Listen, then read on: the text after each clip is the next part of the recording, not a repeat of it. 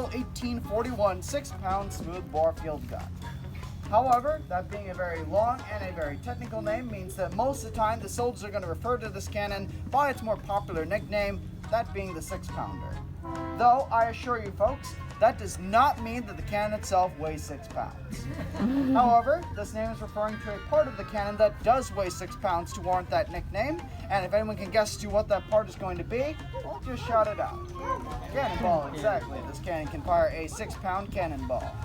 Now, it can launch that 6-pound ball at the range of 1 mile, which is going to be all the way out to the shores of Round Island out there.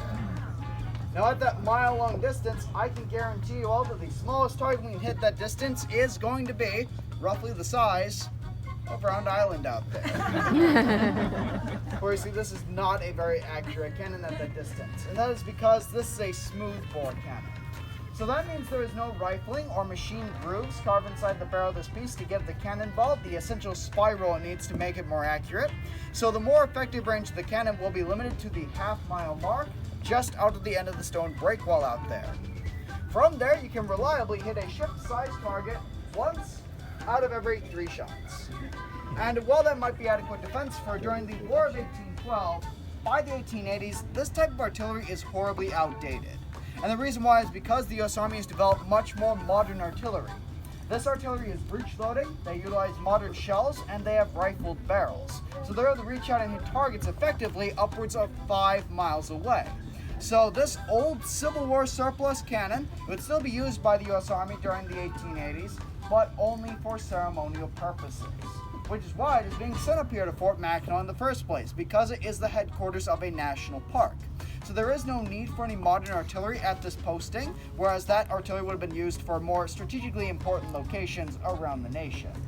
But now that you all are familiar with the cannon itself, I say now is a good time that we now step back and we fire off this cannon in honor of you all coming here to visit us today at Fort Mackinac. How does that sound? Yay! Alright. Now, before we actually start loading the cannon though, we first have to go through a couple of safety procedures before we can load in that cannon. The shot that we fired might have left some smoldering debris or embers in the base of the barrel here. And if we were to put a live cannon charge in those embers, that can lead to an accidental discharge. It would not be very good for jackering in front of the cannon here. So, in order to get him out, we need to do what's called thumb stalling. So, I'm going to take this leather gauntlet here and cover this touch hole in the rear of the cannon. This will prevent any airflow going in to stoke up those sparks or embers. All the while, Jack's going to use the auger or the gunner's worm to remove any debris. But if he does find anything today, though, it will be some historically inaccurate aluminum foil. But you see, we use aluminum foil to wrap our charges rather than the more historically accurate muslin cloth, because muslin cloth burns and smolders. And we don't want to send smoldering debris down to Marquette Park to light up a lilac bush or a tourist on fire. But with that, the next tool we're going to be using here is going to be our wet swab. This is a piece of sheep's wool tacked onto the end of a stick. This is going to be used to douse any potential sparks or embers in water, as well as cut off air circulation inside of the cannon. So at this point, we are now ready to load in the cannon charge. Now we're going to be loading that cannon charge to the muzzle end of the cannon, ramming it down with the ramrod just on the other end of the wet swab. And all this is going to be done by a crew of 9 men that will be in a combat scenario, able to load and fire this cannon roughly once a minute. However, that rate of fire can be increased if you did remove the safety steps, but those are very crucial in the loading process because, of course, you don't necessarily want to either damage the gun or, worse, even injure your own cannon crew here. So they will keep up that steady rate of fire, though there were even circumstances on the battlefield where they did need to increase the rate of fire for these cannons, so it did lead to what is known as the artilleryman's dilemma.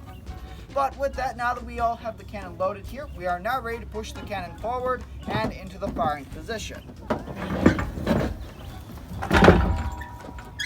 Now all that is left to do is to prime the cannon.